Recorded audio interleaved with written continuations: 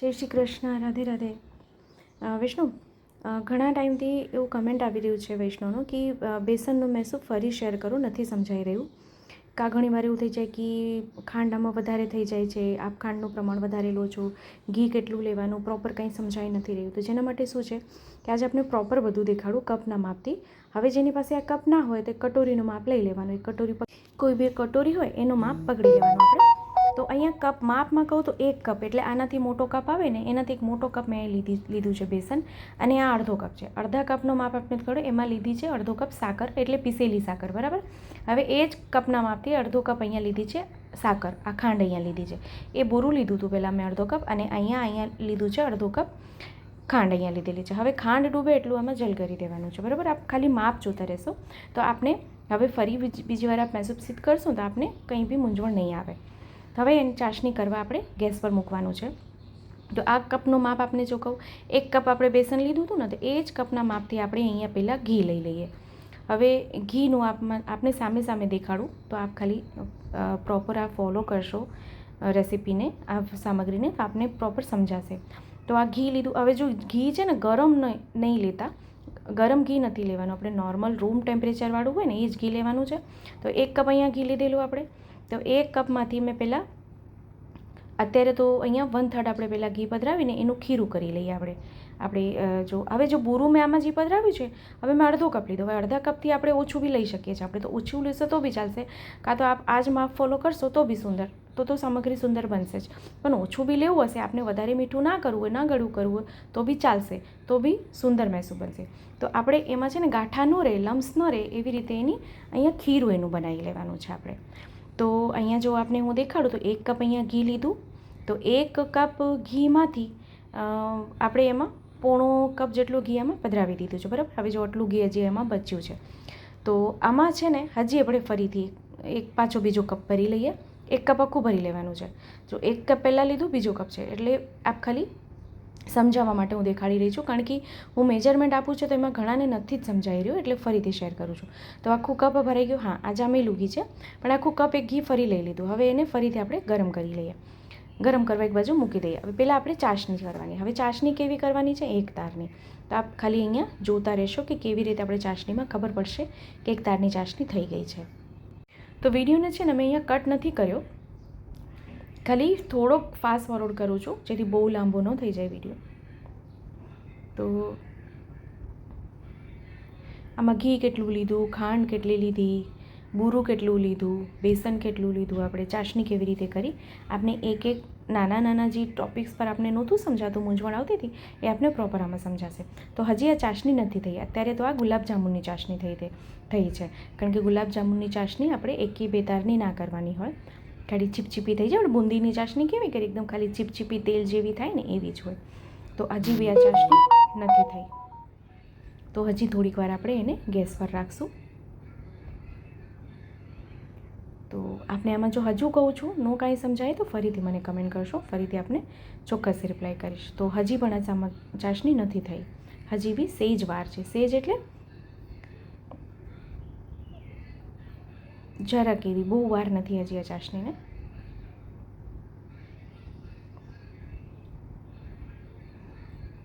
તો જો વિડીયો ગમે તો આપણા ગ્રુપમાં શેર ચોક્કસથી કરશો, અને હા, કમેન્ટ કરીને જણાવશો કે આપને કેવું લાગ્યું છે વિડીયો.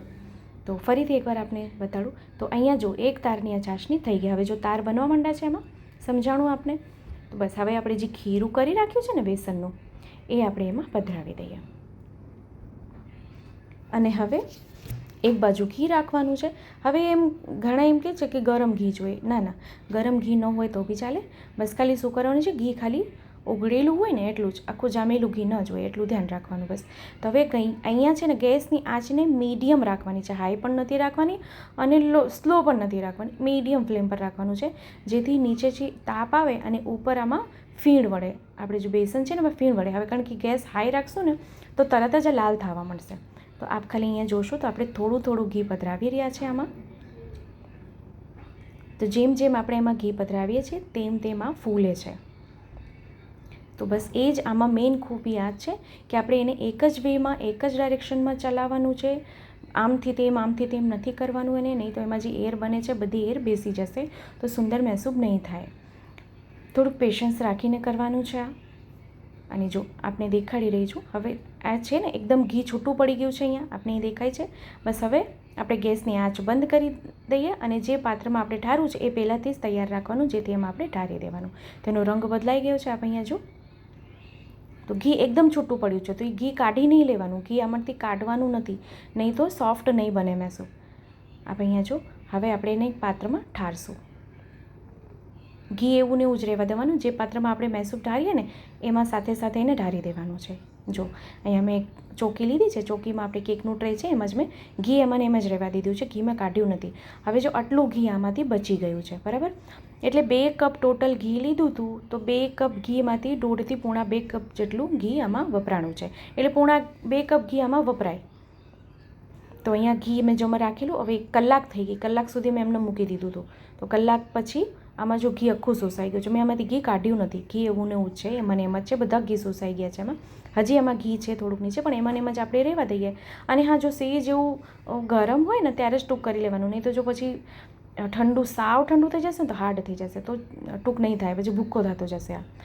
તો હજી જો ઘી છે આમાં નીચે, આપણે હજી દેખાય એમાં ઘી દેખાય છે નીચે, પણ હજી એમાં એમ જ રહેવા દઈશું તો એમાં હજી પણ જે થોડું ઘણું બચ્યું છે એ બી શોષાઈ જશે. તો આપ અહીંયા મહેસૂબનું ટેક્સચર જો, કલર કેટલું સુંદર આવ્યું છે, ઉપરથી યલો છે, વચ્ચેથી બ્રાઉન છે, નીચે ફરી યલો છે. તો હવે આપણે એને એક પાત્રમાં સાજી લઈએ.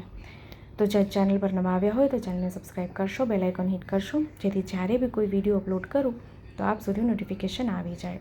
હજી એક વૈષ્ણવની કમેન્ટ છે કે કાજુનો મહેસૂબ કેવી રીતે કરું, તો એનો વિડીયો બી હું આપ સાથે ચોક્કસથી શેર કરીશ. તો હવે આપણે એને પાત્રમાં સાજી લઈએ.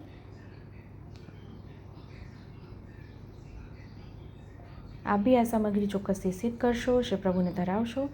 અને હા, કમેન્ટ કરીને ચોક્કસથી જણાવશો કે વિડીયો આપને કેવો લાગ્યો છે.